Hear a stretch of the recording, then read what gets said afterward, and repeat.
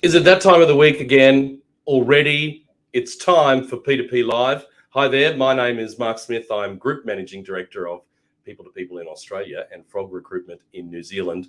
And as you can probably tell by my voice, I've been a little bit sick, like a lot of people around Australia, and had to take a few days off. So my apologies that I wasn't here last week. But Bianca stepped in and did a great job. So this week, though, jam-packed. We've got the regular numbers where we'll be looking at a state-by-state analysis of the unemployment figures. We've also got a comparison to the forecast for unemployment between Australia and New Zealand. And then finally, released yesterday, was The Economist's most expensive cities in the world. So there's some interesting data in that. So stay tuned for the numbers. It's Fill Job Friday as well. So we've got 3 jobs that we need to fill today. You can start work on Monday by applying for these jobs today. And we're also going to explore the whole idea of this hashtag quiet quitting with Farah from our Parramatta team. So what is it? We'll try and find that and have a bit of a discussion about it as well. And of course, we've got the Twitter poll from last week. So a lot to talk about. Let's get into the numbers.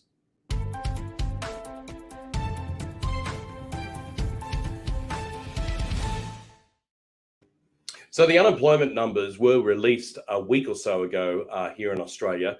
And I thought I'd take the time today to have a quick look on a state-by-state analysis of those unemployment numbers. So you can see the highlighted line in the middle, the unemployment rate across Australia.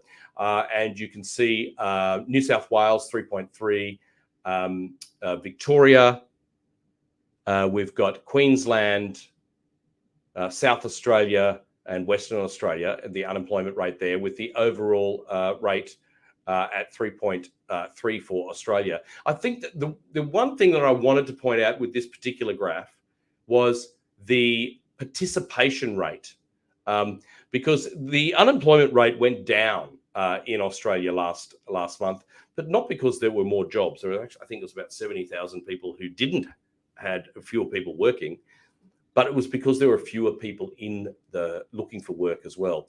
So, and I don't think this particular number is explored very often. So, and particularly on a state-by-state basis.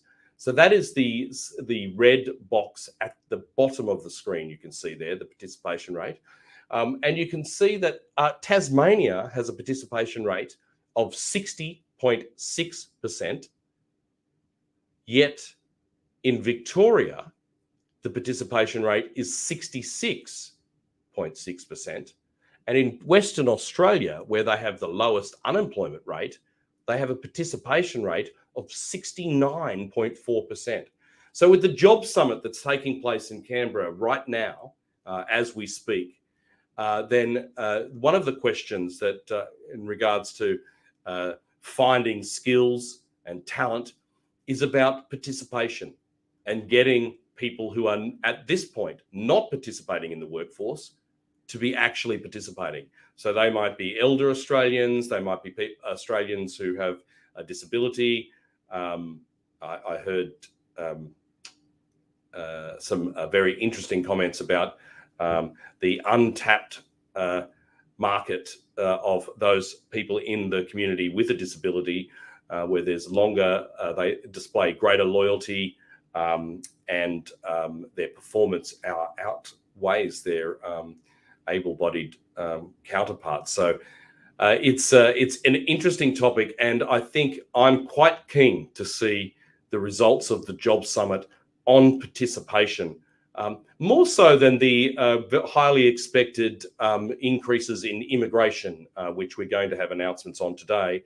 I think it's really a more complicated question, and one where we could really assist the community in increasing those participation rates. All right, let's move on to the next graph, which is the comparison between New Zealand and Australia in unemployment and the forecasts. So the light blue line, and thanks also to Sharon Zollner from the ANZ in New Zealand. Great Twitter feed, love it. Hopefully we can get those a link to her Twitter feed into the comments here. And by the way, we can see your comments on Facebook, LinkedIn, and YouTube right now in real time. So if you have any questions, please pop them in there. But I thought this was interesting because there's a lot of talk about what's happening and the uncertainty in the economy and the mixed numbers that we're getting from consumer confidence to inflation to unemployment. And so where are we going here? And I thought I would show this because Australia and New Zealand are similar markets. They're not the same. And people to people have offices in both countries. And workers, there is mobility of workforces between the two countries. And you can see that New Zealand's forecast for unemployment stretching into 23 and 24 is for it to increase dramatically from its low point now of around 3.4, 3.3%, up to in the high fours into 2024. And in the comparable period for Australia is that we're looking, the expectation is that we're looking towards a 4% unemployment rate. Now, forecasts are forecasts, they're never right, and particularly economists, but where is it going to be? I'd be interested in your comments on this, so please pop them in there about where you think unemployment will be in 2024 in Australia and New Zealand. Now, the last thing I wanted to show you in the numbers is the most expensive cities in the world. So you can see here Tel Aviv in Israel, and there are actually protests on the street at the moment in Tel Aviv about the cost of living.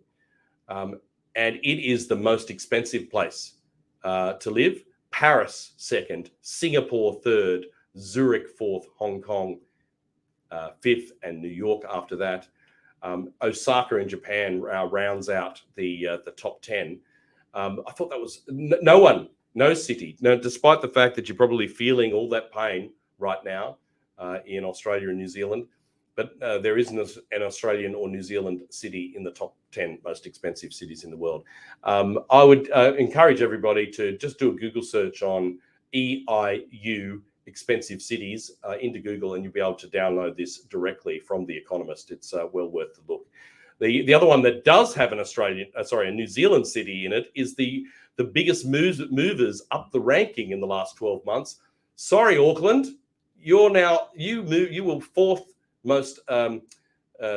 Your cost of living increased the most, or the fourth most on the planet in the last 12 months. Now, Jacob, the man behind the scenes on P2P Live, lives in Mount Wellington in Auckland. If you want to beer with him, just pop down to the pub at Mount Wellington. You'll see him there tonight, Friday. And he tells me you can feel it in Auckland for sure. So our frog recruitment friends across the ditch, part of the People to People group, have definitely felt a movement from this increase in cost of living translating into wages, but not to the same level as people would like to see. So interesting numbers there. Okay, right. It's time to move on. It's Fill Job Friday. We've got 3 jobs we need to fill today.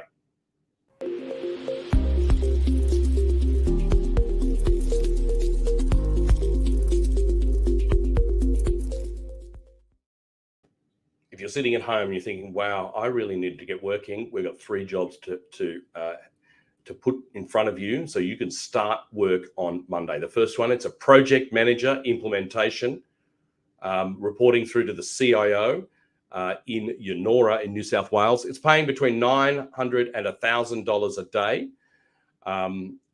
And you will need to have a proven track record in implementation and project management in supply chain and in logistics. So if you're interested in this role, if you've got these project management skills, we just want to talk to you. So if you think, I'm not sure if I've got the right skills on this one, pick up the phone, drop an email message, or even pop a comment into the comments here on Facebook, YouTube, and LinkedIn for Liam Graffiti, liamg@peopletopeople.com.au, or call him direct, 8270-9772. The link to the job is also in the comments. Here's the next one. This one is in Nerang in Queensland. It's a stakeholder engagement advisor. This one's paying $55 to $60 an hour.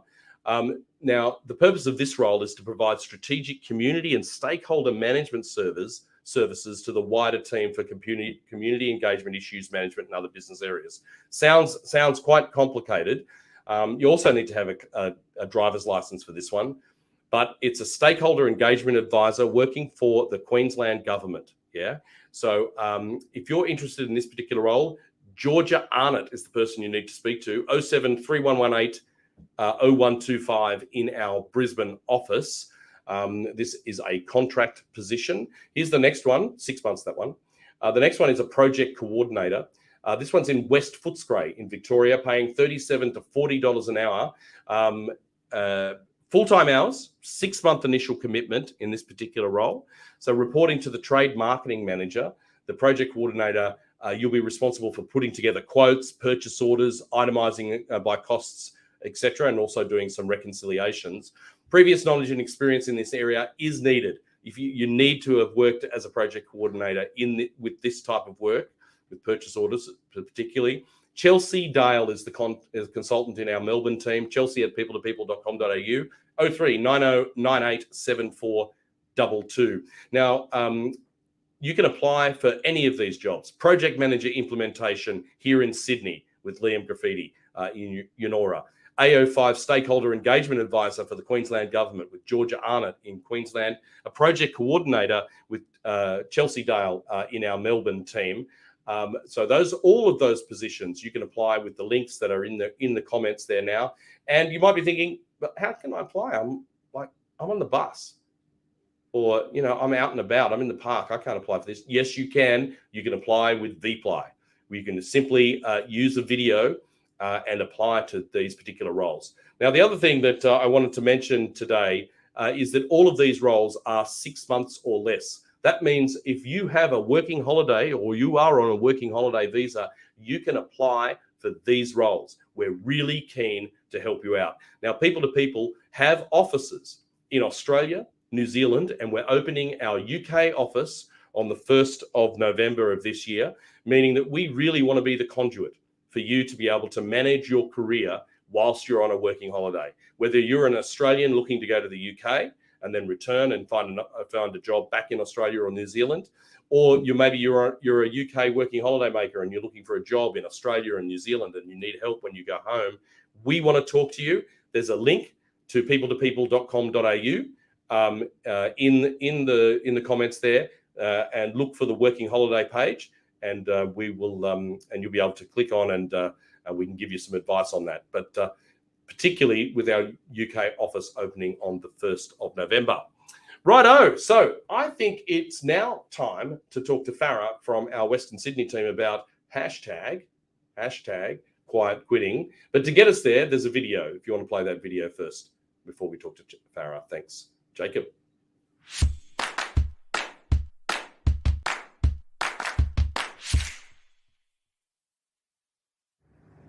We're currently seeking a temporary receptionist to join a global law firm in the heart of the Perth CBD.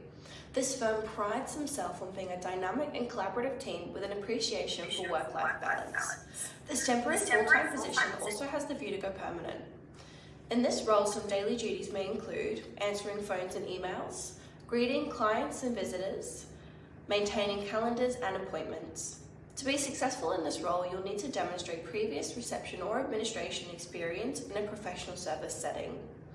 This firm has many benefits, such as career progression, work-life balance, and social events like pizza nights and Friday drinks.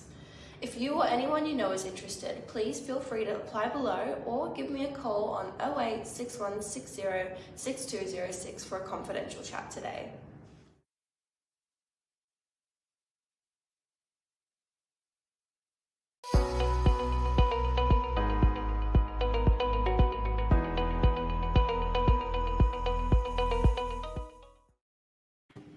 Now, clearly, dressed like this, Farah, I am not one for all of these new trends and hashtags, but there has been a real, it's exploded in front of us in the last week or so, a couple of weeks, I suppose, hashtag quiet quitting. So thanks for joining us, Farah. What is it all about? Thank you for having me here, Mark. And I couldn't be more excited to talk about it because you know what? There's actually not a single definition for it. And I'm probably as confused as a lot of the people out there in the market. So I guess for some, it could mean that you are not going above and beyond in your current role. or you are doing the bare minimum because you're about to see yourself on the way out and don't want to tell your manager at the moment. Or it could also mean that you're not taking on the additional work that you would have in the past in order to get yourself that promotion. Now, there are good and bad things about this, but it's all up to the people and the public of what they think this could mean for their future. Right. Okay. And I think it all started, didn't it, from a TikTok? I don't look. See, now I'm going to sound like I'm some old man wearing a tie, going, what's TikTok? But it wasn't a millennial. I can't remember his name. Jacob, you've got a link to that, I think. If you wanted to pop that into the comments there, that people can look at it. But have you seen it, Farah? And what was it all about? Yeah, I did see it. And there's a few videos out there at the moment, but the original video came out about 4 years ago, and it was in regards to a teacher who was talking about the changes in the world pre-COVID. So I can imagine after, having the residual impact of COVID-19 and the Great Resignation, employees had to feel like they had to empower themselves in making the right decision. And then these trends just came out of nowhere, one after the other, with a lot of people in the market. Yeah, wow. So if I was an employer and I'm seeing all this talk about quiet quitting, what advice would you have for, say, a hiring manager thinking, well, I wonder if anybody's quiet quitting in my team?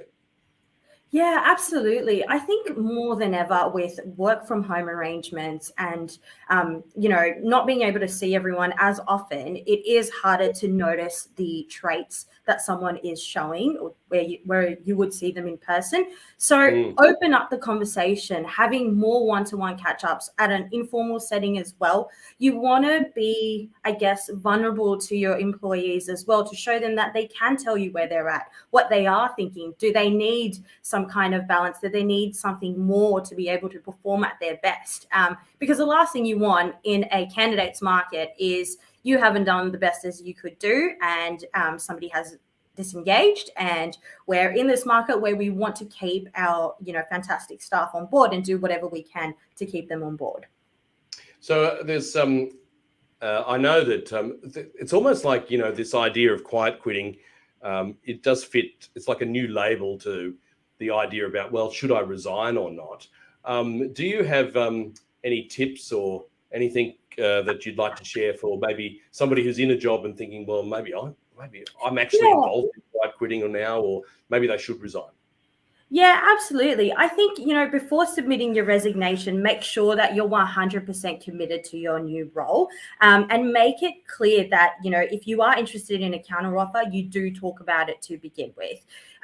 The other thing you want to do when you're looking to resign, if you have decided to resign, is resign with a particular person and schedule that meeting in advance. Because again, if you haven't had those conversations to begin with, you won't know. And if you've got any hesitation at all, talk to your manager about it, because surely that conversation could either make you 100% sure that the move is right for you or it's not, and you'll have that clarity that you need.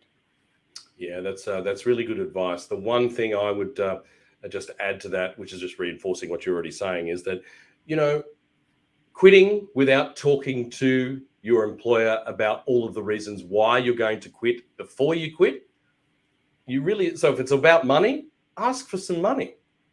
And if it's about working hours or the fact that you're not working from home or whatever it happens to be, don't quite quit.